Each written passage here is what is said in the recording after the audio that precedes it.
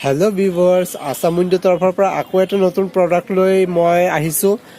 আজিৰ প্रोडक्टটো হল এই gas regulator এটো হল ডোমেস্টিক গ্যাস ৰেগুলেটৰ আজি ইয়াৰ বিষয়ে কোৱা হ'ব ভিডিওটোত যেতিয়া আমি কেতিয়াবা গ্যাস ৰেগুলেটৰ আমি চেঞ্জ কৰো বা নতুন গ্যাস ৰেগুলেটৰ এটা লগাও আমি দোকানত গৈ পেলাই কিবা এটা অসুবিধাত পৰো যে এনেকা দুটা কালাৰৰ পোৱা যায় ৰেগুলেটৰ ইয়েলো কালাৰ আৰু ৰেড কালাৰ আৰু এটা কালাৰ থাকিব হেতু তা মোৰ তাত নাই হেতু হল আপোনাৰ গ্ৰীন ব্লু কালাৰৰ হয়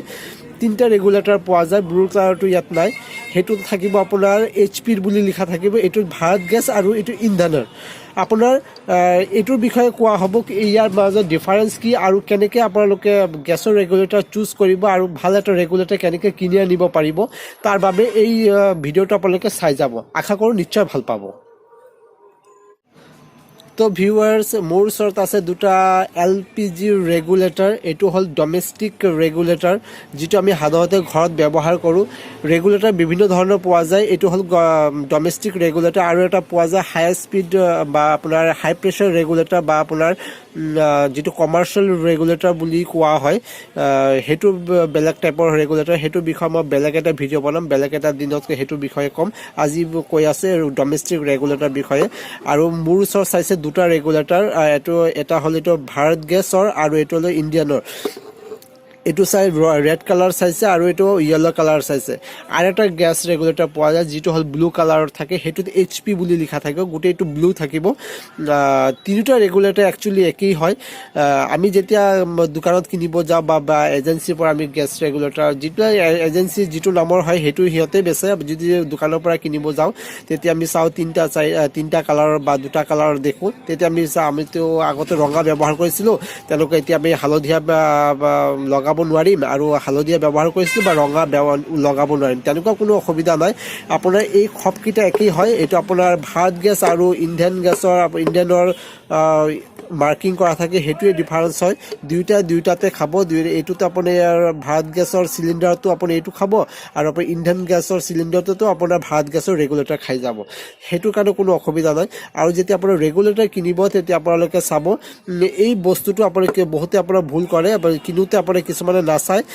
এই যেতিয়া আপোনাৰ কিনি আনিব এই বস্তুটো যাতে একদম পুৰা ফ্ৰী থাকিব এনেকৈ উঠা নমা কৰিব পাৰিব লাগিব এই তলৰ ভিতৰ চাইছে বলকিটা চাইছে বলকিটা একদম ক্লিন হ'ব লাগিব তেতিয়া হে রেগুলেটর কিনিব কেতিয়াবা বলকিট আপোনাৰ যদি জাম হৈ থাকে বা বেলেগ কিবা চাইছে আপোনাৰ ভালকে লৰি না থাকে তেতিয়া হে ৰেগুলেটৰ আপোনালোকে নলব কাৰণ হে ৰেগুলেটৰটো প্ৰথমতে যদি জাম থাকে পিছত গৈ পেলাই এইবিলাক আৰু দিগদাৰ হ'ব তেতিয়া আপোনাৰ লগাবলৈ আপোনাৰ সিলিন্ডাৰত লগাবলৈ এসময়ত গৈ পেলাই আৰু অসুবিধা পাব সেই কাৰণে আপুনি বলকিটা সকলোমতে জাম আপোনাৰ চাই পেলাই কিনিব জাম নাথাকা কিনিব আৰু যেতিয়া আপোনালোকে ব্যৱহাৰ কৰে মাজে মাজে কি কৰিব এই বলকিটা আপোনাৰ ক্লিন কৰি গৈ থাকিব সৰিয়হ তেলেদি বা ভাল কিবা এটা ক্লিনাৰেদি ক্লিন কৰি দিব যদি আপুনি বলকিটা জাম লাগি যায় তেতিয়া আপোনাৰ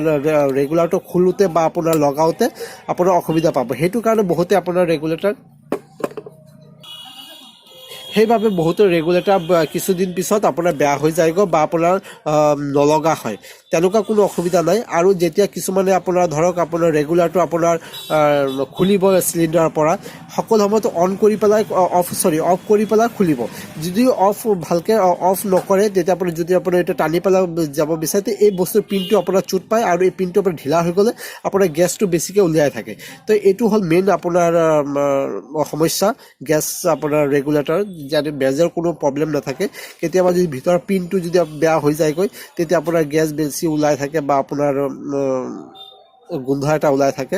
তেতিয়া আপোনাৰ ৰেগুলাৰটো চেঞ্জ কৰাৰ সময় আহি যায়গৈ বা আপুনি একচুয়ালি এইটো ভাল কৰিব পাৰে গোটেইটো খুলি পেলাই ভাল কৰিব পাৰে যদি ভাল মেকানিক পায় তেতিয়া আৰু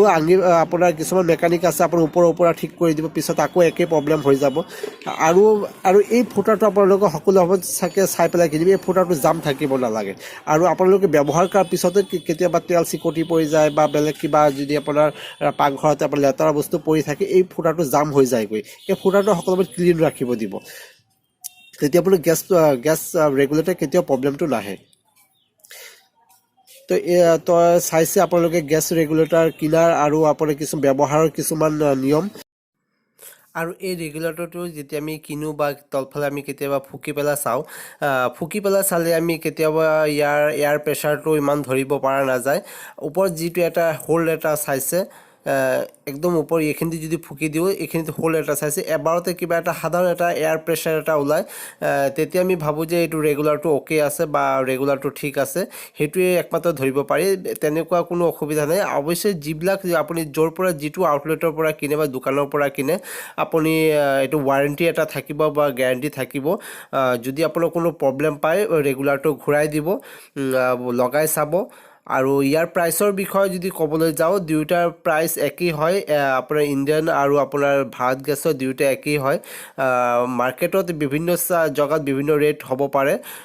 বৰ্তমানে ইয়াৰ ৰেট চলি আছে 280 পৰা 300লৈকে। তো আপোনালোকে ইয়াৰ প্ৰাইচৰ বিষয়েও জানিলে। আশা কৰিছোঁ যদি আপোনাৰ নেক্সট টাইম কেতিয়াবা গেছ ৰেগুলেটৰ ল'ব বিচাৰে, আপোনাৰ নিশ্চয় সহায় হ'ব। তো ভিউৱাৰ্ছ, আপোনালোকে যদি এই ভিডিঅ'টো ভাল লাগিছে লাইক কৰিব, কমেণ্ট কৰিব আৰু যদি নতুন হয় ছাবস্ক্ৰাইব কৰিব। ধন্যবাদ।